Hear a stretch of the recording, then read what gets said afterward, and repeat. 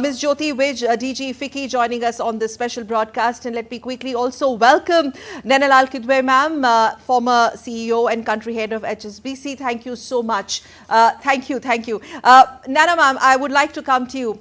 Over to you. Your take, especially on the women-led development and tax slabs over there, because even in yesterday's address of the Honourable President to the joint sitting of the Parliament, there were multiple mentions of how women are central to the development of the country. But in budget, how do you see that vision being translated into? The whole issue of women-led development is about provision of jobs. And if you look at the thrust of the economic survey in terms of deregulation and the state and the way it interacts with business, we still have rules across our country which forbid women being employed after hours. And the issue that therefore needs to be tackled is, why is that rule there? And it's there because of the pathetic law and order and security issues in and around the areas in which women work. So that is the kind of infrastructure investment that needs to happen so that these regulations can and must change. And many employers have actually pleaded with state governments that they will take the responsibility, and they do. So the rules and regulations that even permit women to work, let alone the incentive to work, needs to be sorted out. We obviously still have what looks like discrimination in the way women are dealt with in terms of access to finance for business. So, the focus on that, both from the government and the push to the banks and to the whole venture capital sector as well, needs to continue. The third area which I'm a little concerned about, and I know you just touched on that in terms of microfinance, there is stress in the microfinance sector. And the biggest beneficiaries of microfinance have been through self-help groups, women. That stress is going to come back to bite if it isn't sorted out quickly, because we are seeing that there are multiple loans in the microfinance sector. So overborrowing. Women are borrowing to repay loans, which is never ideal, which means we need to give more focus on livelihood and employment at a level that they can repay loans by earning money, not by taking another loan. And there is report, and that worries me because I've always been a great fan of the microfinance sector from early days, is the breakdown of this community support and lending, which the self-help group was about, that they stood by each other, helping each other when it comes to repayment of loans.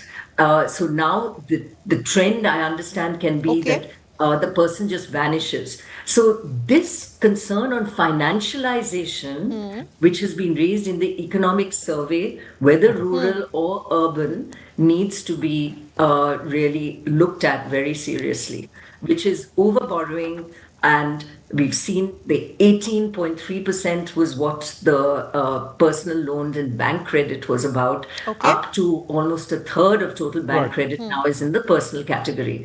So the quality of that lending is a cause of concern right now. Significant points there. Ms. Jyoti Vij, Director General FICCI, also is joining us now. Ma'am, if I can come to you, your thoughts on what will it take to make women-led development in a large scale a reality in the country? And also, I just want to bring your attention to a point that the economic survey mentioned yesterday about the need for flexibility in working condition that we still do not see in India across sectors, and for women in particular. How much of a differentiator could that be?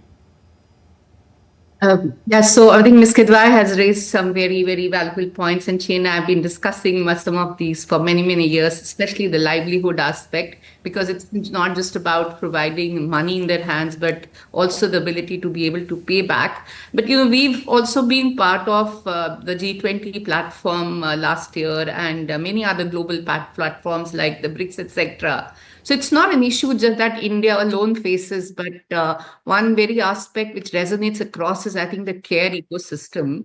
And you talked about flexibility, etc., because women are the caregivers, across, whether it is at the time of the childbirth or the old age care required at home at a certain stage. So I think the care ecosystem, a robust care ecosystem, is something which is going to be very, very critical. And I think it's the centerpiece for getting enabling the women to be able to come back into the jobs or be able to remain stable in the jobs. So that's very important. There are you won't probably be aware that there is a perquisite tax when women are given some care allowances by the companies.